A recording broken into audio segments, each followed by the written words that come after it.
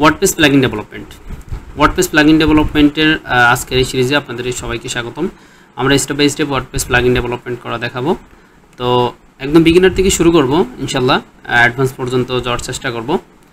তো যাই হোক, আমরা আজকের এই প্লাগইন ডেভেলপমেন্টের প্রথম ক্লাসে কি কি বিষয় আপনাকে জানতে হবে এবং কি কি প্রস্তুতি নিতে হবে প্লাগইন ডেভেলপমেন্ট করার জন্য, সেগুলো স্টেপ বাই স্টেপ আপনাদেরকে ধারণা দিব। তাহলে চলুন আমরা কথা না বলে কাজ শুরু করি। তো আমাদের একটা জ্যাম সার্ভার লাগবে। নট অনলি জ্যাম, আপনি অন্য অন্য সার্ভার আছে সেগুলোও ব্যবহার করতে পারেন। তো আমি মূলত জ্যাম সার্ভার ব্যবহার করব। তার মানে কী কারণে সার্ভার ব্যবহার করতে হবে আই হোপ আপনারা জানেন। আমরা যে কাজটা করব এটা মূলত পিএইচপির কাজ, মানে পিএইচপি প্রোগ্রামিং ল্যাঙ্গুয়েজ। আর পিএইচপি সার্ভার ভিত্তিক ল্যাঙ্গুয়েজ, সার্ভার ছাড়া রান হয় না। এই কারণে আমরা লোকালি জ্যাম সার্ভার ব্যবহার করে মূলত আমরা এই কাজগুলো করব। তো যাই হোক, এটা কিন্তু একটু অ্যাডভান্স লেভেলের ক্লাস।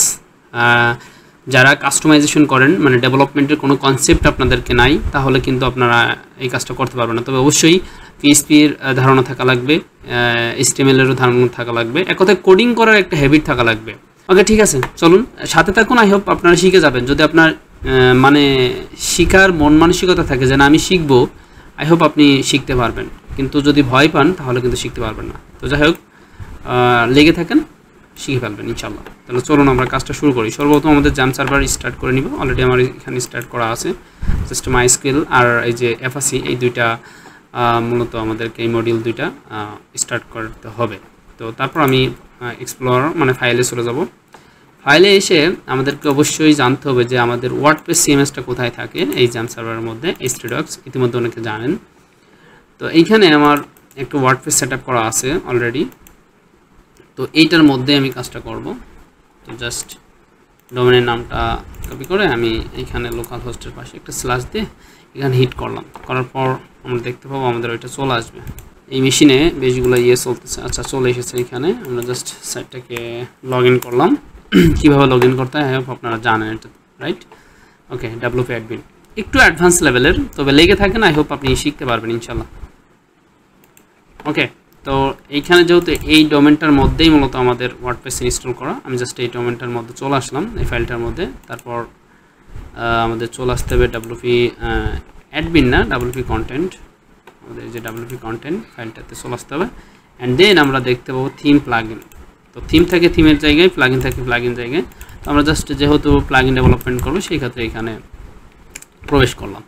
তো এইখানে সর্বপ্রথম ঢোকার সাথে সাথে আমরা একটা ফোল্ডার ক্রিয়েট করা। তো জাস্ট টেস্ট প্লাগইন এই নামে কিছু একটা দিই। হ্যাঁ, টেস্ট প্লাগইন নামে একটা ফোল্ডার ক্রিয়েট করলাম। এখানে ফোল্ডার ক্রিয়েট দেখেন, আর অন্য যে ফোল্ডারগুলো আছে তা আপনি দেখতে পাচ্ছেন যে ফোল্ডার প্রথমে ক্যাপিটাল লেটার দেয়নি, সব স্মল লেটার। তবে এইভাবে দেওয়াটা স্ট্যান্ডার্ড। ওকে, আচ্ছা, সাইটটা লগ ইন করে ফেলছি। তো এইটা লেখার পরপর ফাইলটার ভিতরে কি আমাদের যেতে হবে, ভিতরে যেতে হবে। অ্যান্ড দেন এর ভিতরে আমরা একটা কি বলে একটা file extension, I mean PHP একটা এক্সটেনশন দিয়ে একটা ফাইলের নাম ক্রিয়েট করব। তো এখানে কি দিতে পারি? তো আমি জাস্ট একটা ইন্ডেক্স ডট PHP, ওকে, PHP ফরম্যাটে হইতে হবে। তো আমি আমার ভিজুয়াল স্টুডিওটা কোড এডিটর আছে, সেটাতে আমি জাস্ট ওপেন করতেছি। এখানে কমান্ডের মাধ্যমে মূলত আমি ওপেন করতেছি।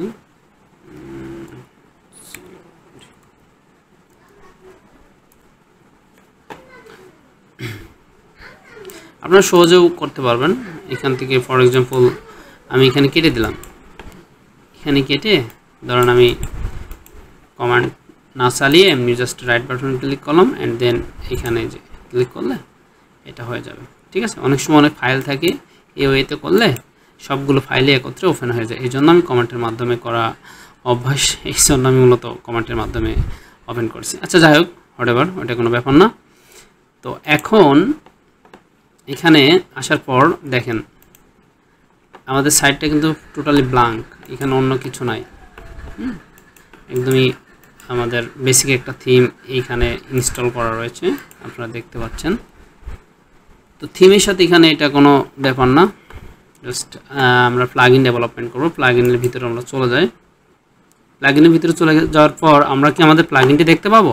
না, কারণ প্লাগইন ফাইলে আমরা কিন্তু কোনো কোড টোড কিছুই লিখি নাই। প্লাগইন ফাইল এটা চেনানোর জন্য আমাদেরকে নির্দিষ্ট কিছু কোড আমাদের ফাইলের মধ্যে লিখতে হবে এই জায়গাটাতে। তো সেটা কোথা থেকে লিখবেন এবং কি কোথায় পাবেন, এটা কি মুখস্থ করবেন? না, এটা মুখস্থ করার কোনো কিছু না, মুখস্থ করা লাগবে না। আপনি জাস্ট গুগলে চলে যাবেন, গুগলে গিয়ে লিখবেন যে WP plugin header requirement, WP plugin header requirement বা ওয়ার্ডপ্রেস প্লাগইন হেডার রিকোয়ারমেন্ট লিখলে আপনার ওয়ার্ডপ্রেসের যে অফিসিয়াল সাইট wordpress.org সেইখানে আপনাকে নিয়ে যাবে। অ্যান্ড দেন আপনি দেখতে পাবেন যে কি কি স্টেপ এখানে ডিফাইন করতে হবে সেটা আপনাকে বলে দিবে।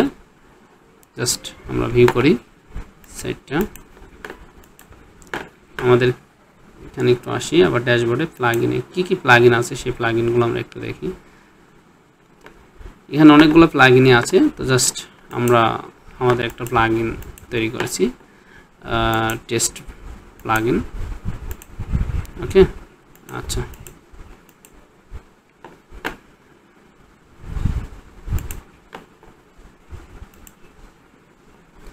আচ্ছা এখানে আমি স্ক্রল করে একটু নিচে চলে আসলাম। আসার পর এই যে এখানে দেখতে পাচ্ছেন এটাই মূলত প্লাগইনের যে হেডার অপশানে যেটা বসবে সেটা। জাস্ট আমি এখানে সবগুলো কপি করলাম, কপি করে এখানে এসে পেস্ট করে দিলাম। তো অবশ্যই এখানে একটা কাজ করতে হবে, একটা বিষয় আমরা অনেক সময় মিস্টেক করি, সেটা হচ্ছে পিএইচপি যে কোড আমরা এখানে লিখবো এই ফাইলটার মধ্যে সেটা বোঝাই দেওয়ার জন্য অবশ্যই পিএইচপিটা শুরু করতে হবে। শেষ করার কোনো প্রয়োজন নাই, শেষ দরকার নাই, এখানে জাস্ট এইভাবে রাখলেই বেটার।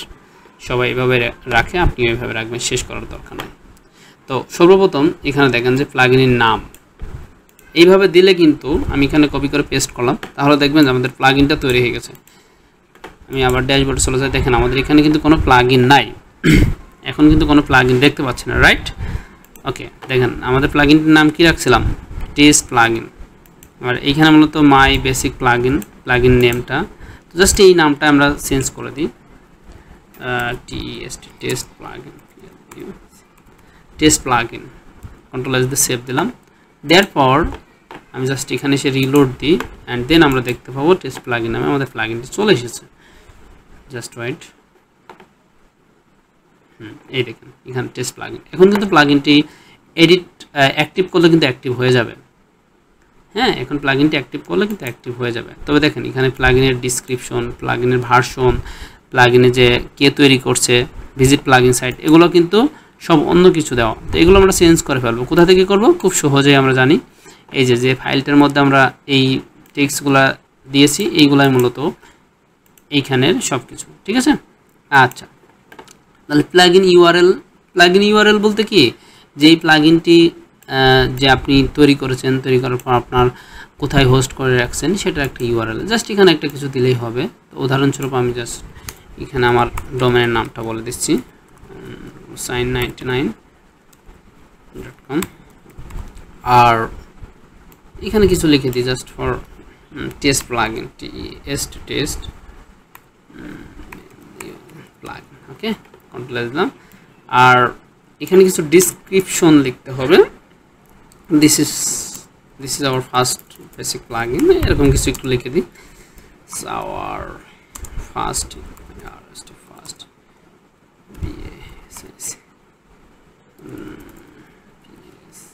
বেসিক WP প্লাগইন, ওকে, হোয়াটএভার।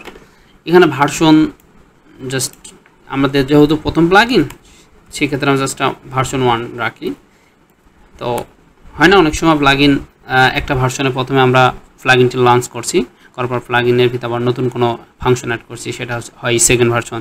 তারপর 3 নম্বর অপশনে গিয়ে আমরা নতুন আরেকটা আপডেট নিয়েছি, সেটা 3 নম্বর ভার্সন। এইভাবে করতে করতে যতক্ষণ প্লাগইন আপডেট হয়, মানে যতদিন ডে বাই ডে, তখন কিন্তু এই ভার্সনটা চেঞ্জ হয়। তো আমরা যেহেতু এই প্লাগইনের জন্ম আজকে থেকে শুরু করছি, সেক্ষেত্রে 1 রাখলাম। এটা কোনো ম্যান্ডেটরি বিষয় না, এটা জাস্ট আপ টু ইউ। তো এখানে এটা পিএইচপি রিকোয়ারমেন্ট সর্বনিম্ন 7.2, এটা স্ট্যান্ডার্ড, তো এটাই থাক। তারপর প্লাগইন অথর কে তৈরি করছে, আপনি আপনার নামটা বসায় দিবেন, আপনি তো তৈরি করছেন তাই না? তো আমি আমার নামটা এখানে টাইপ করে দিলাম অ্যান্ড দেন এখানে অথর ইউআরএল তো আমি আমার ওয়েবসাইটের এখানে দিতে হবে এরকম কিছু না আপনি অন্য কোনো ফেসবুক আইডির নামটাও দিয়ে দিতে পারেন ইউআরএলটা হোয়াটএভার ওকে আচ্ছা এখানে নিচের যে অপশনগুলো আছে এগুলো থাক শুধু একটা চেঞ্জ করবো সেটা হচ্ছে টেক্সট ডোমেন টেক্সট ডোমেনটা কি আমি বলবো স্টেপ বাই স্টেপ এটা হচ্ছে ট্রান্সলেটেবল করার জন্য যে টোটাল প্লাগইনটি যখন এক ল্যাঙ্গুয়েজ থেকে আর এক ল্যাঙ্গুয়েজে ট্রান্সলেট করা হয় তখন এই টেক্সট ডোমেন ধরেই মূলত ট্রান্সলেট হয়ে থাকে তো জাস্ট টেক্সট ডোমেন যে এই জিনিসটা এই হয় এইটুকু একটু কনসেপ্ট রাখেন পরবর্তীতে যখন আরও আমরা ডিপলি আগাতে থাকবো তখন বিষয়টা আরও ভালোভাবে জানতে পারবেন তো আমি জাস্ট এখানে লিখি যে টেক্সট প্লাগইন নামে একটা টেক্সট আমি দিয়ে রাখি ঠিক আছে আচ্ছা ঠিক আছে ওকে সরি তো এই হচ্ছে প্লাগইনের বেসিক একটা কনসেপ্ট আমরা এখন প্লাগইনটি তৈরি করতে পারছি তৈরি করার পর আমরা এখন এইখানে প্লাগইনটি দেখতে পাচ্ছি যে আমাদের প্লাগইনটি এখানে চলে এসেছে এখন আমরা অ্যাক্টিভ করি দেখি আমাদের প্লাগইনটি অ্যাক্টিভ হয় কিনা ওকে রিলোড সম্পূর্ণ হলো আমরা প্লাগইনটি অ্যাক্টিভ বাটনে ক্লিক করলাম এখানে প্লাগইনটি অ্যাক্টিভ হয়ে যাবে হ্যাঁ দেখেন আমাদের প্লাগইনটি অ্যাক্টিভ হয়ে গেছে কোনো ধরনের সমস্যা নাই কিন্তু প্লাগইনের ভিতরে আমাদের কোনো কার্যক্রম এখনও করা হয় নাই স্টেপ বাই স্টেপ আমরা পরবর্তী ভিডিওতে আমরা কাজ করে দেখাবো তো ভালো থাকেন নেক্সট ভিডিও দেখার জন্য আমন্ত্রণ রইল আসসালামু আলাইকুম ওয়া রাহমাতুল্লাহি ওয়া বারাকাতুহু